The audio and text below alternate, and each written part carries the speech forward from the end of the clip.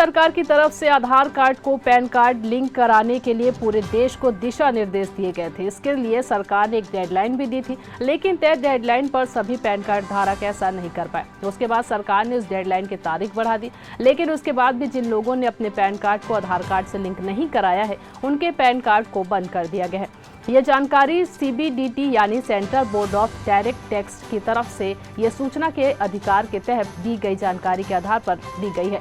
देश में इस पैन कार्ड की संख्या 70.24 करोड़ पहुंच चुकी थी। इनमें से 57.25 करोड़ लोगों ने पैन कार्ड को आधार कार्ड से लिंक करा लिया था। लगभग 12 करोड़ लोगों ने तय समय में इस प्रक्रिया का पालन नहीं किया। इनमें से 11.5 लोगों के कार्ड डीएक्टिवेट कर दिए गए।